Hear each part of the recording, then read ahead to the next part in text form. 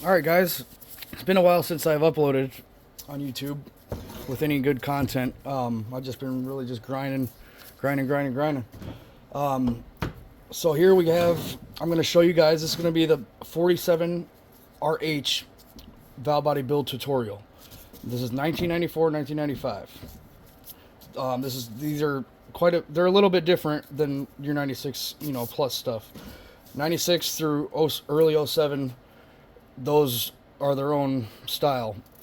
Now the biggest difference is just going to be the middle separator plate here. That's what makes it the most different between like a 96 through 02 47 RE.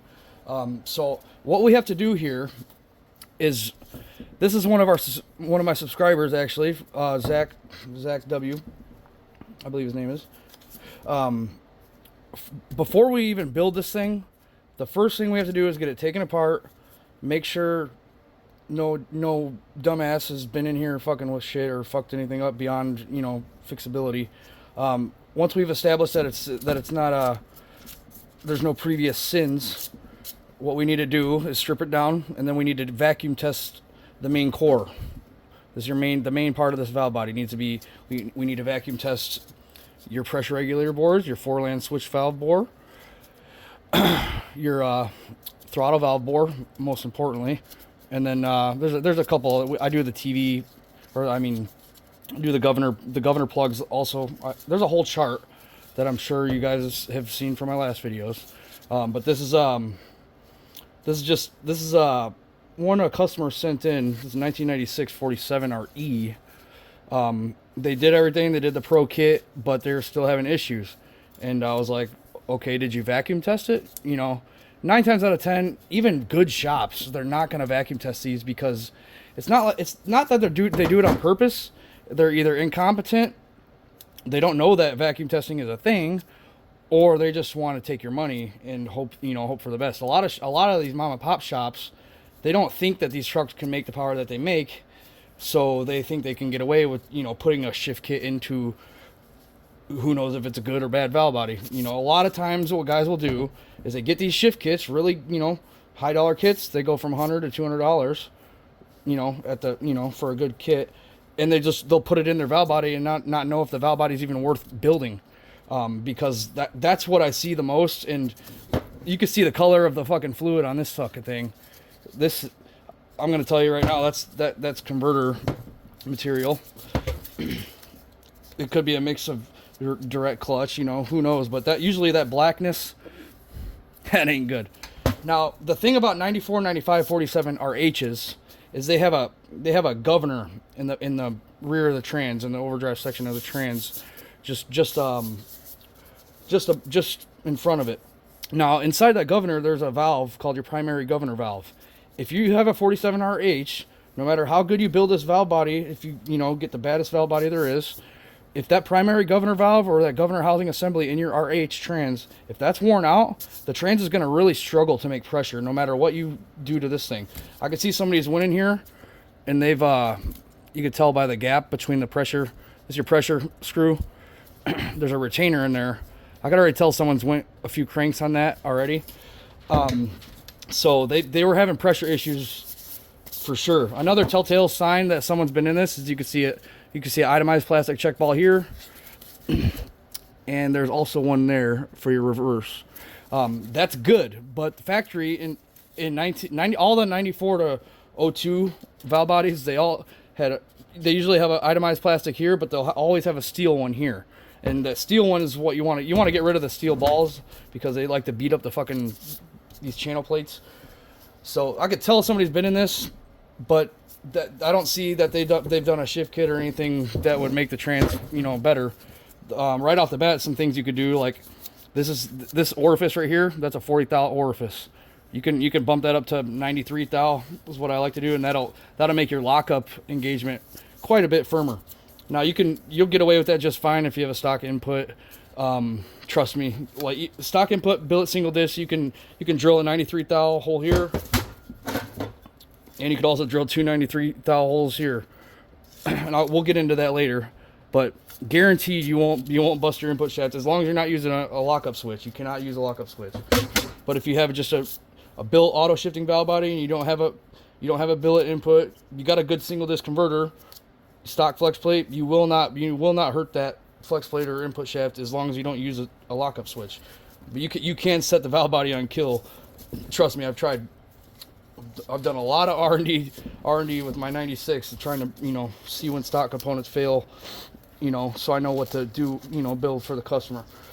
Got a lot of time in that. But as soon as you go to a triple disc setup, you better have a billet input, you better have a billet flex plate, and you better have a good triple disc converter. Like a lot of guys will just get these whatever name converters. In my opinion, the baddest converters you can get are DPC converters. They're lifetime warranty. There's no bullshit with them. Like you either they don't have like all these stupid names or all these confusing fucking, whatever. And Chris Patterson, he's putting 3,000 plus horsepower through any DPC converter. So anyway, this, you can always tell it's a 94 to 02 valve body because of the wide rooster comb detent landing right here. See right here, we have another customer's kind of a fuck up, but all 48 valve bodies are going to be a little bit narrower right here. So this customer decided to put a pro kit in his 06 48RE 06. Now this is a 96. You see the color difference? The 94 to 02 stuff didn't get they weren't anodized. The 03 through 07 stuff had a hard anodized coating that kind of, it'll help the bores not wear. You can see the bore wear in this bore here. Check out this bore wear. You see that? That's your pressure regulator circuit. This is your boost. This is your boost valve circuit. This is what ramps up your pressure when you're getting into the throttle. That's what allows it to. But your TV lever, your TV valve, and you have your TV valve, spring, kickdown valve. Very important that those aren't worn out either. It's hard to tell right here, but the reason they went to this hard anodized coating, this darker, you can almost call it a green grayish coating. The reason that they went to that is to prevent that wear. But the problem is when people try to build these, first of all, they got to be flat sanded, guys. You got to flat sand these. All you need is a little slab of granite. It's a 400 grit. You see how terrible the surface is on that. You can see where it's uneven. All that's going to do is just give you who knows what symptoms. It's going to be nothing but cross leaks. This is one that the customer did flat sand pretty decently, but he put a shift kit in a worn out valve body. You cannot do that. He did everything right. He flat sanded it, he put the shift kit in. I didn't see anything wrong with that, but it didn't perform how it should have. I confirmed that, and then I asked him what it vacuum tested at, and nobody's gonna, the problem is no one wants to invest $400 or $500 in the Sonics valve, the test bench to do it. That's why you don't see it done a lot. And a lot of these mom and pop shops are definitely not going to do it because a lot of local shops that you'll go to, they don't do big quantities of these, and they definitely don't build these to hold horsepower. It's very easy to build a 47, 48, even a 46 RE. It's very easy to rebuild one of those, but to get one of these valve bodies and transmissions set up right to hold power is a very time-consuming learning curve, because everything in your ATSG book is not gonna apply to making some horsepower. I'll tell you that right now. Everything in the ATSG book shows you in the order it all gets assembled and how to build it stock. So anyway, I'm not gonna get on a rant here. Good old Snap-on CT838. Everyone dogs on Snap-on, but see that 2014 is when I bought this battery. My Milwaukee ones last about a fucking year and a half before they fall out of the damn gun. Anyway, we'll get our manual valve out of here. That's a stock manual valve. Put it in our bucket here. You see we got one of these window washing fucking buckets from Menards. But yeah, I just want to show you guys how to tear one of these down, and then the next video is going to be after I go through and put everything that's going in this bucket right here. It's all going in the ultrasonic cleaner. That's a good investment too if you're going to do a few of these. So right off the bat, some common things we're gonna see, if I had to guess, is your fourth gear accumulator plate right here. What your fourth gear accumulator does is it cushions the 3 to 4 shift. So there's gonna be a piston and a spring in here. When 3 to 4 hits, it gets rid of that abrupt jerking when it shifts. So a lot of these aged units, they're getting to be over 20 years old. A lot of times the spring in here will be fucking broken half, you know, whatever. The stiffer you make this spring setup in here, the little bit, you know, the firmer the 3/4 shift's gonna be. So these are also the wrong length bolts. These should be about a 1/8 of an inch longer than that, but that's all right. You just got to be really careful when you put these back together. Everything's got to be 30 inch-pounds. So look at that there. So that's what I was just telling you guys about. See that fucking garbage, broken fucking shit. Oh yeah, look at that fluid. Look at that fluid. Oh man. So someone was riding this fucker hard and putting it away wet, or they were just irritated and just kept their foot in it. I get it. But that blackness right there tells me there's a big converter issue. Now what happens is when the pressure regulator bores wear out on these, it fucks with the ratio of cooling to apply pressure in the converter circuit, because your cooler circuit, what happens when they wear out is the PR valve is not going to be sealing where it needs to seal to have the right ratio of cooling fluid in the cooling circuit and the right ratio of, you know, lockup fluid in the lockup circuit. This is just your boost tube. This is what gives you boost pressure when you go into converter lockup. I already have there's a little plate that holds it on that you just bend the tabs out of the way. I already have that off. So next thing I like to check is your four spool switch valve right here. Pull this spring out, and we want to check the clearance between the housing and the valve. It should be between 300 thou and 350 thou. If it's not, you're not going to get adequate travel with your 4-land switch valve. I recommend going to a Sonics switch valve anyway when you rebuild it. We're doing a combination of Transgo valve body parts, and then we're doing pretty much every Sonics drop-in valve body upgrade you can get also. They work really good hand in hand. I'll show you how to do it so they work hand in hand.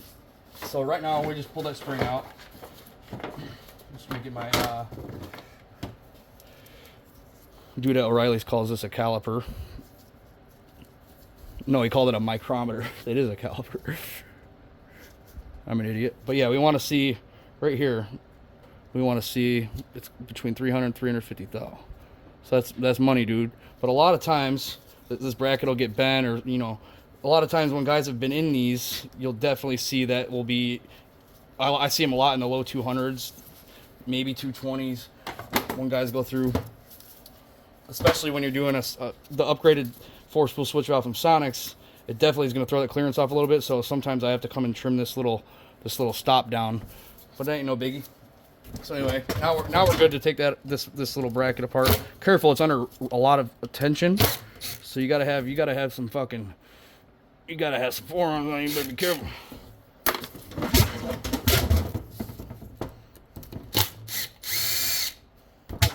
Now some valve bodies are gonna have a short bolt or a longer bolt like this. This longer one's perfectly fine.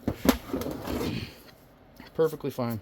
The only spot you don't want to have a really long bolt like a filter bolt is right here, because you will cave in that fucking bore right there.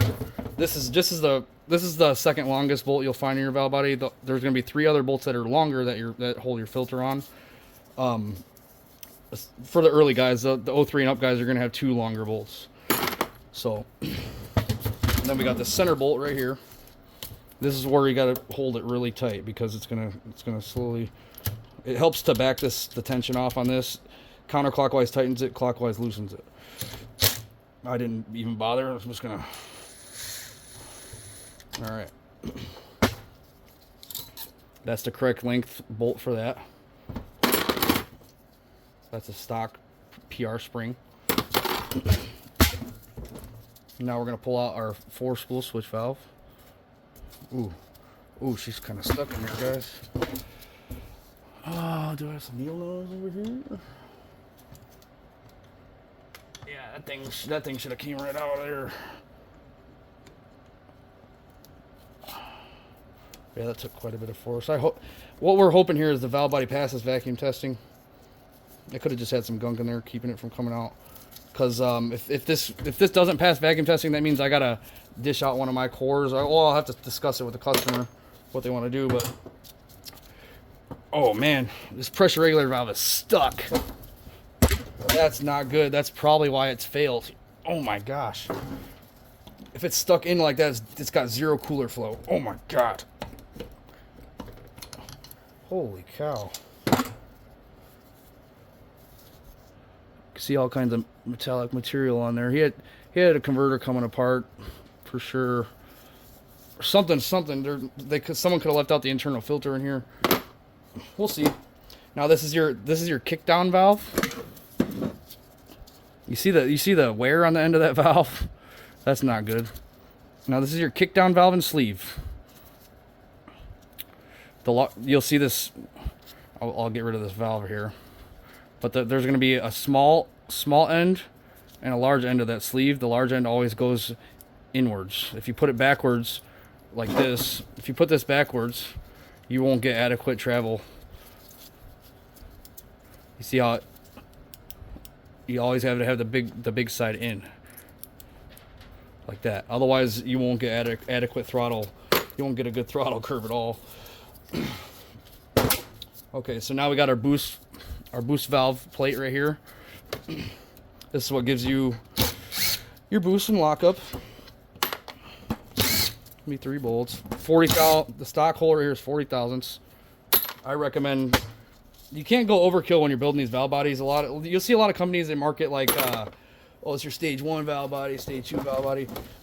Even on a stock unit, I like to build a badass valve body because there is no cons. There's all pros. It's not like there's a Venn diagram of, oh, these are the drawbacks, but these are the gains. No.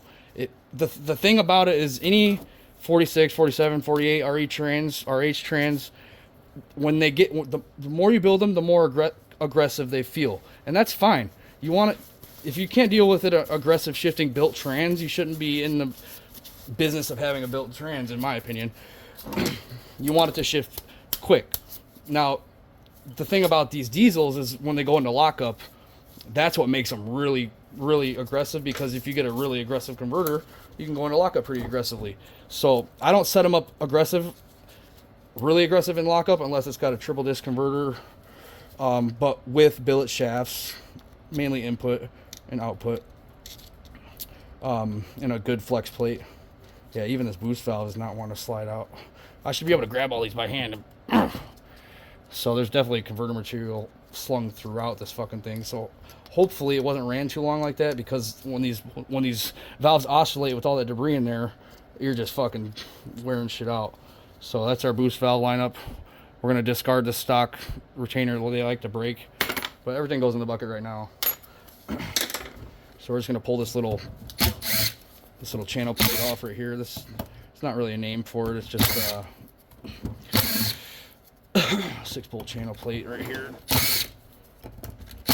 Now every single one of these little plates I'm pulling off, they all are going to be getting flat sanded. I got a 2x2 slab of granite, and I'll take a glue stick and glue the back of a sheet of 9x11 400 grit sandpaper onto the granite, and every one of these little end plates and housings definitely is going to want to be flat sanded. You can see,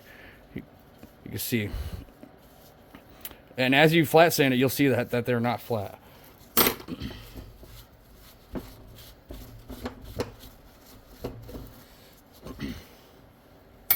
Okay, flip her back over. Now we're going to get all of our main valve body bolts out, and it's going to separate the 3 halves. These are all the same length, besides this one, and this one. These ones are going to be about a 1/4 inch longer, and they'll also, the way you'll know that you have a filter bolt, let me grab one.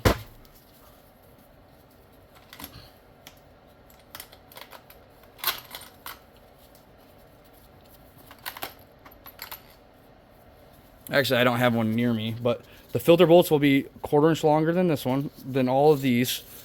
The ones that go here, here, here. If you have a 48 RE, you're only going to have this one and this one. 1, 2. Because you have the 03 and up junk plastic filter. The 94 to 02 guys, you're going to have 3 longer bolts here for the filter. Now, the way you know it's a filter bolt is it'll be longer, slightly longer, probably about to the tip of my index finger, like right there. And it's also going to have a lot bigger washer on it. It'll be definitely noticeable. It's really hard to mix them up. But all these other ones are all going to be the same length.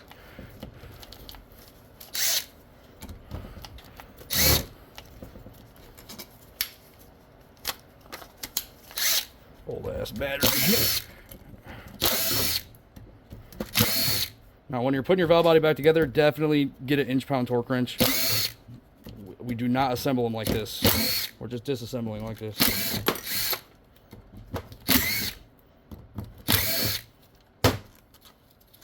So pull all our bolts out. I hope this camera angle is good for you guys. I hope the audio is decent. I don't have a mic on me. I'm just filming with my S23 Ultra. Okay, so we're just going to slide this guy off. There's not going to be any check valves in this. This is your overdrive. This is what controls your overdrive in 4th gear right here. And then we're just going to carefully slide our overdrive separator plate off. And the RH transmissions, they don't have a check ball right here. Like the REs will have a 3/16 check ball right there, so be very careful. Look at that fucking fluid.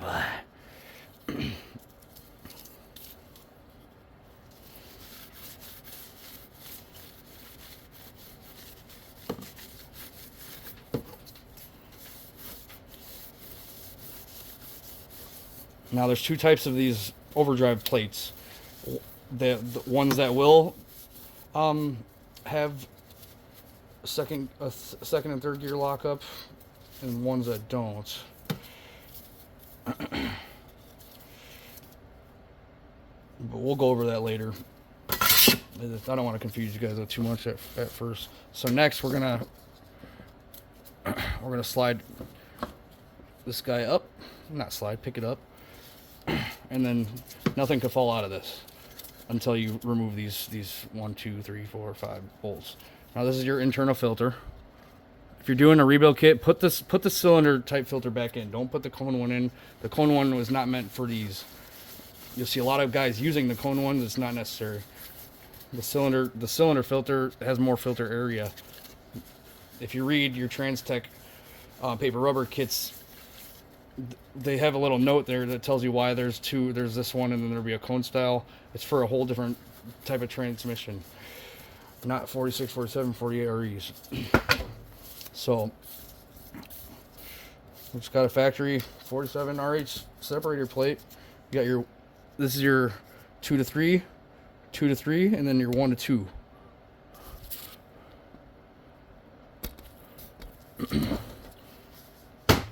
So like I said, it's your 1 to 2, 2 to 3, 2 to 3 shift holes. What I like to do is make this hole the same size as this hole, and then we will get rid of this check ball completely right here. We're not putting it back in. That's what I like to do. You can do that on you can do it with any shift kit, and that'll give you a nice strong 2 to 3 shift. Not insanely strong, and then that hole is going to be about 125 thousandths right there. So just you got to get a good set of precision little drill bits. Let me zoom back out. I like to make the 1 to 2 hole. I like to put it right at like 0.93 inches for the 1 to 2. Don't go any bigger than that.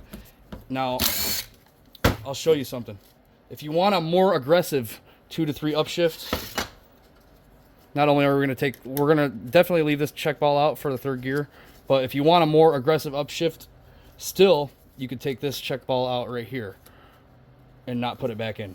This is your 2 to 3 check ball. So we also have check ball here, check ball here, check ball here. These should all be itemized plastic. None of these should be metal. None of them should be bronze. If any of these are metal, they're heavier, they take longer to shift, and they'll tear up your separator plates. You want all itemized plastic.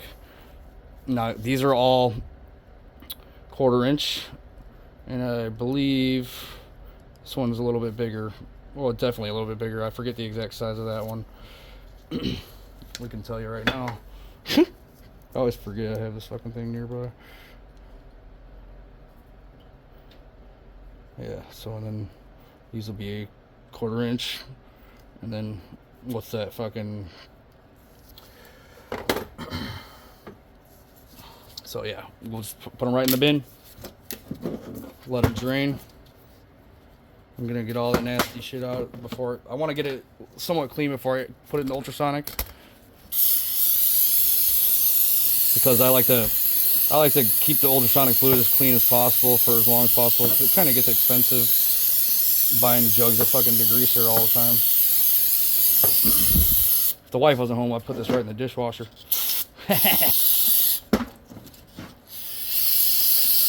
So yeah, we're gonna clean it, get it. It's gonna go through the ultrasonic. So the spring that just fell out right here, I forgot to even pull this out. This is there's still a TV valve in here, and then this is your TV valve spring. I'm sorry, guys. I gotta get ahead of myself because I'm thinking about just all the stupid shit I see on these.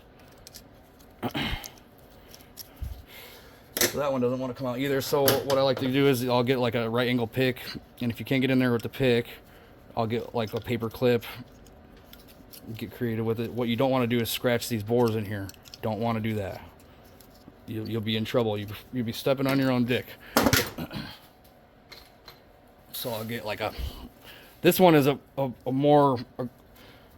this one right here has got some really stuck valves in it, so it's hard to show you guys how to get them out on this one particularly, because they're usually not stuck like this.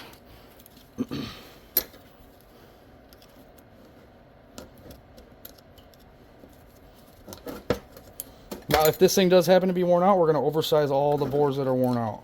And Sonic sells oversized valves.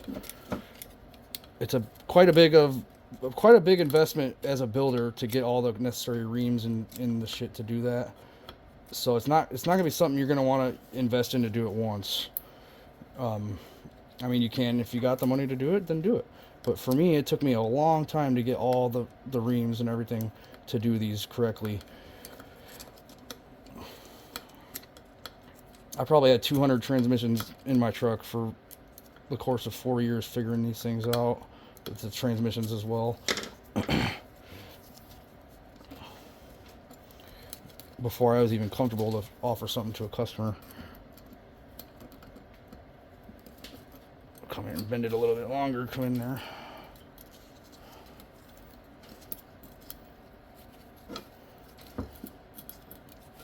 Okay, so I'm getting in there with my paper clip. Man, she's fighting. Now this little valve that we're getting out right here, this is your throttle valve, TV valve. The other sleeve and the other valve that had a sleeve on it, that's your kick down valve and sleeve. This is your TV valve. I wonder if I got an upgraded one over here.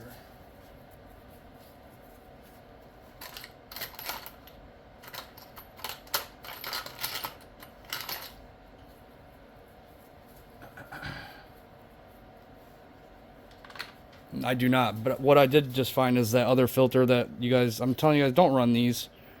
They're not the right height. They're just run the correct one. That's a common thing I see guys fuck up. So we're gonna get this off now. Now when you get your channel plate, a separator plate off, there's gonna be this valve or that check ball and that check ball. Reverse, third gear. Put them right in the bin. And like I just did with this one, I kind of pre-cleaned it a little bit. Definitely open the fucking window, because you'll be high in this motherfucker.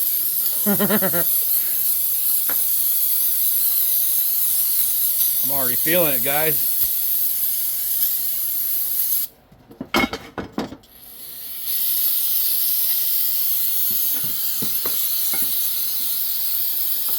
I need to start getting 55-gallon drums of brake cleaner. This shit's getting expensive.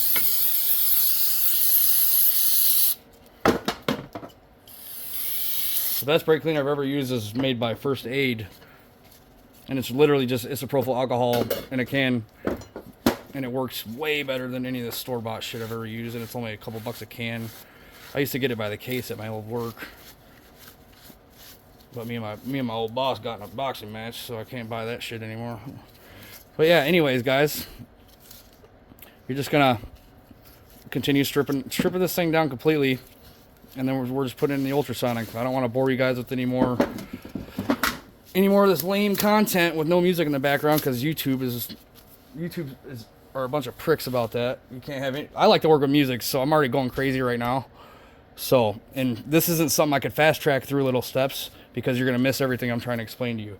So, shame on YouTube for making me not make any money off videos I put music in. I don't know. The editing, you're going to notice my editing sucks because I'm just getting into this. I don't know what works, what doesn't. I don't have a good laptop to do editing on. I just have a S23 Ultra. So yeah, guys. Oh, another thing. This guy, I just want to show you guys something.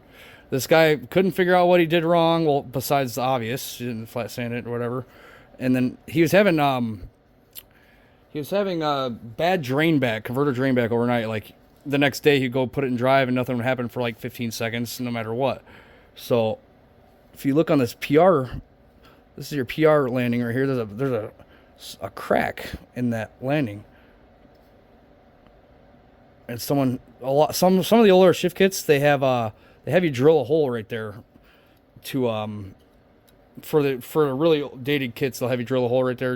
If you have a hole right here, definitely plug it, but be careful not to plug it with epoxy. Don't force something in there, because you will crack it just like this guy did.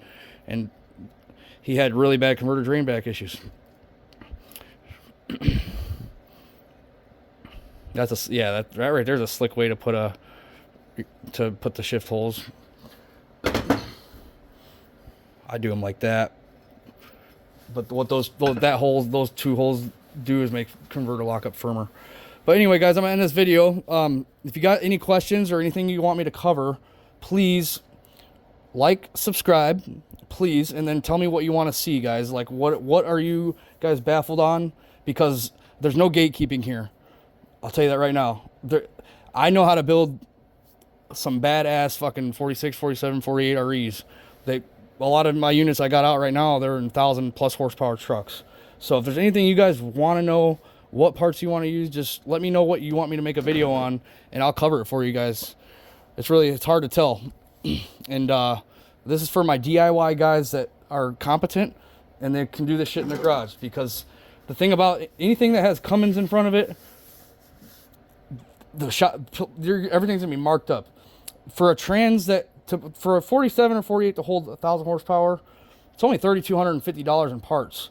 But if you go to like any of these mainstream shops, you're paying $10K for a 1,000 horsepower rated trans. If that, it might be more. I'm here to show you guys. I want to show you guys how to do this shit yourself better than those shops are doing it. Like the parts that we're using in these videos, when they do built valve bodies, they're not putting billet Sonics governor bore plugs in their valve bodies. They're putting the least amount of shit as possible to get it out the door. Even with the good companies. I'm not going to name any names, but even the baddest valve body guys out there, they're not putting the little upgrades you could put into these valve bodies that they do make small little differences that are good differences. You know why? Because it's profit driven. The less shit they have to put in there, the better. But the thing about me is I like to do any little fucking thing I can to these, because I want the most out of it. You know, if it does something good, I want it in there. Same thing, any of my customer stuff's gonna get that. So if you guys want to see anything specifically, just let me know. I'm so in tune with this stuff, I don't really know what I forget what I was always struggling with these things. So trust me, if you guys got any questions, please just let me know what you want to see. Thanks, guys.